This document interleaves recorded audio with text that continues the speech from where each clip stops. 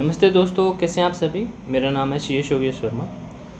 दोस्तों, जीएसटी पर एमसीक्यूज हम कर रहे हैं और इससे पहले हमारी 4 क्लासेस कंप्लीट हो चुकी है, जिसमें हमने क्वेश्चन नंबर 1 से 120 तक देखा था। आज ये हमारी 5th क्लास है। इसमें हम अनदर 30 क्वेश्चन यहाँ पे देखेंगे और जो क्वेश्चन की सीरीज़ रहेगी वो 121 से 150 तक यहाँ पर रहेंगी। जो हमारा फर्स्ट क्वेश्चन वो है taxes paid on transaction value, manufacturing cost या बोथ एंड बी। तो जो हमारा जीएसटी का पेमेंट है वो किस पर हम करते हैं, टैक्स का जो लायबिलिटी है वो किस पर, कौन सी वैल्यू होती है, ट्रांजैक्शन वैल्यू। आईटीसी अवेलेबल जो हमारा इनपुट है, जो हमने परचेज पर जब हमने परचेज किया था तो हमने जीएसटी का जो पेमेंट किया था वो हमारे लिए इनपुट, हम उसको कैसे और कब यूटिलाइज कर सकते हैं।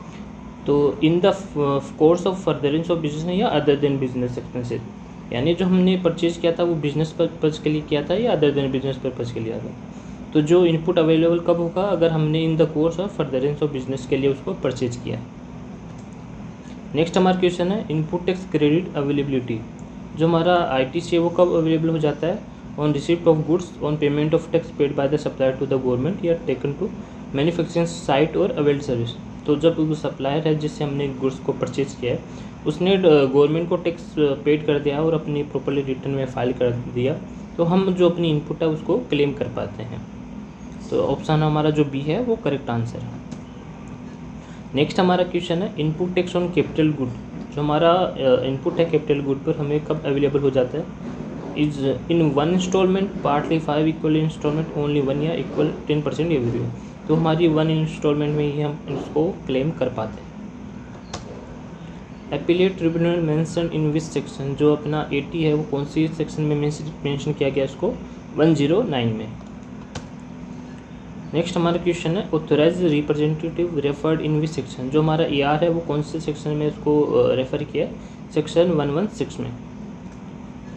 Common portal referred in which section, हमारा जो कॉमन पोर्टल है जिस पर हम अपना जीएसटी का रजिस्ट्रेशन करते हैं या रिटर्न्स वगैरह फाइल करते हैं या कोई और अदर सर्विसेज हम वहाँ पर लेते हैं, वो जो कॉमन पोर्टल है वो कौन सी सेक्शन में मेंशन किया गया है, उसको सेक्शन 146 में। Debit note and credit note mention in which section. जो हमारे डेबिट क्रेडिट नोट होते हैं सेल्स रिटर्न या परचेज रिटर्न वगैरह के, तो वो कौन से सेक्शन में है मेंशन किया है, इसको सेक्शन 3-4 में। नेक्स्ट हमारा क्वेश्चन है electronic cash ledger and electronic credit ledger mention in which section. Electronic cash ledger में क्या डिपॉजिट होता है, जो हम कैश में हमारा या बैंक के थ्रू हम उनको जो पेमेंट वगैरह टैक्स का पेमेंट हम जो अपने पोर्टल पे जमा कराते हैं वो इलेक्ट्रॉनिक कैश में आ जाता है। और इलेक्ट्रॉनिक क्रेडिट लेजर में अपने कोई गुड्स या सर्विस परचेज किया है तो वो वहाँ पे शो करता है। तो ये जो लेजर है वो कौन से सेक्शन में मेंशन किया है, सेक्शन 49 में। इनवॉइस और टैक्स इनवॉइस मेंशन इन, हमारा जो इनवॉइसेस है उसमें 16 चेक पॉइंट वगैरह होते हैं कि इनवॉइस में क्या होना चाहिए, टैक्स सप्लाई होनी चाहिए या बिल ऑफ सप्लाई होनी चाहिए, पार्टी का जीएसटी मेंशन होना चाहिए, प्रॉपर एड्रेस होना चाहिए। तो वो कौन से सेक्शन में इसको मेंशन किया है, सेक्शन 31 में। Valid return mention in which section, जो हमारी रिटर्न्स वगैरह होती है उसको कौन से सेक्शन में मेंशन किया है, सेक्शन 39 में। जीएसटी रजिस्ट्रेशन होता है वो कौन से बेसिस पे होता है, आधार बेस, पासपोर्ट या पेन बेस। तो हमारा जो जीएसटी रजिस्ट्रेशन होता है वो पेन बेस्ड होता है।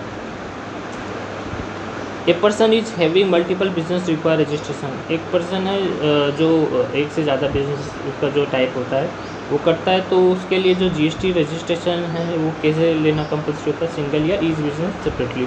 तो उसको हर बिजनेस के लिए अलग से जीएसटी लेना कंपल्सरी होता है। ऑप्शन बी हमारा correct answer.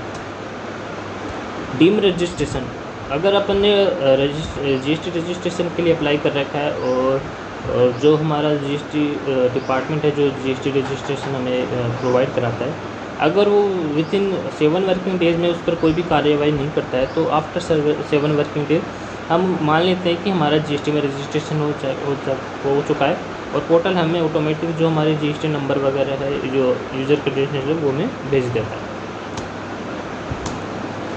Annual return to be filed every year, जो अपनी एनुअल रिटर्न होती है जीएसटी 990 हमारी, तो वो कब फाइल हमें करनी कंपल्सरी होती है, जो हमारा फाइनेंशियल ईयर है उसके नेक्स्ट जो 31 दिसंबर है उसको, उससे पहले हमें उसको फाइल करना कंपल्सरी होता है।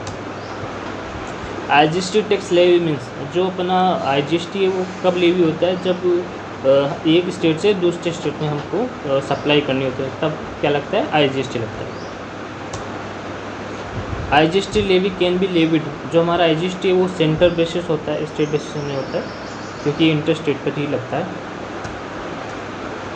The scope of supply of goods and service और बोथ इंक्लूड, जो हमारा स्कोप ऑफ सप्लाई है उसमें हम कौन क्या क्या इंक्लूड करते हैं, सेल भी इंक्लूड करते हैं, अगर कोई एक्सचेंज है, बार्टर है, लीज है, तो इन सबको हम क्या इंक्लूड करते हैं स्कोप ऑफ सप्लाई के अंदर। तो ऑल ऑफ द अबव हमारा करेक्ट आंसर है। सस्ता बाज़ार offer A free bucket with detergent purchase, जो सस्ता बाज़ार मार्केट प्लेस है वो अगर फ्री बकेट देता है डिटर्जेंट पाउडर के साथ, तो ये किस टाइप की सप्लाई होगी, ये मिक्स्ड सप्लाई में आता है इसमें।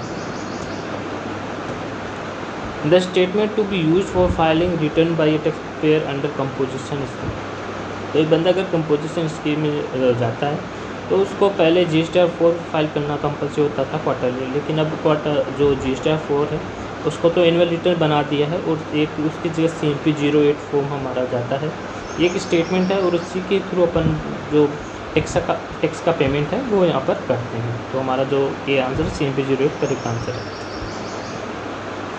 As per GST law every registered taxable person must maintain the accounts of book and record for a TST।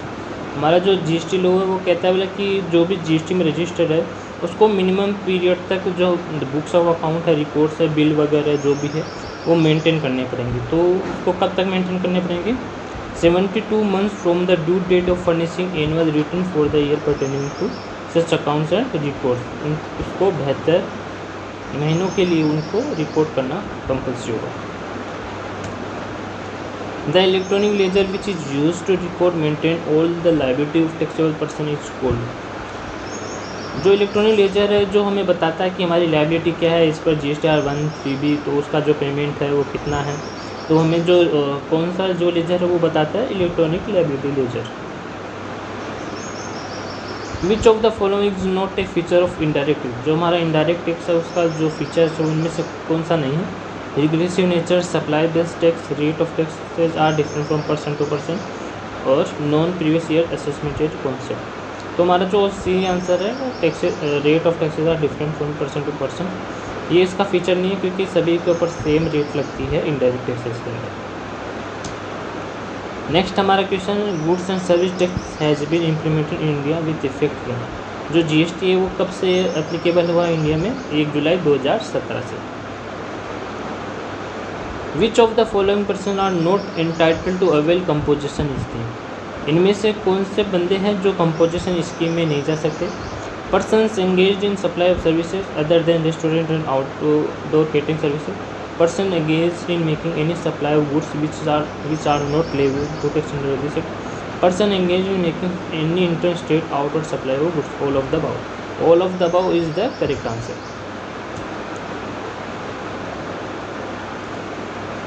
The form of return which is used by the compounding taxable person to file their return annually is, जो हमारे composition में है वो उनको एक annual return file करनी होती है, तो उसके लिए कौन सा फॉर्म होता है, GSTR-4।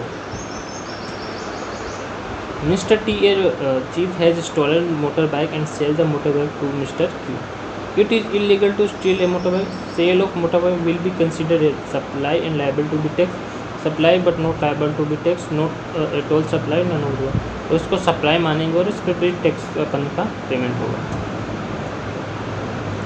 ये 2-3 क्वेश्चन है जो थोड़े कस्टम से रिलेटेड है, वो भी अपने थोड़े GST का पार्ट बन जाता है, क्योंकि हमारा भी इंपोर्ट एक्सपोर्ट का काम होता है, तो हम इंपोर्ट करते हैं तो इस पर भी IGST वगैरह लगता है।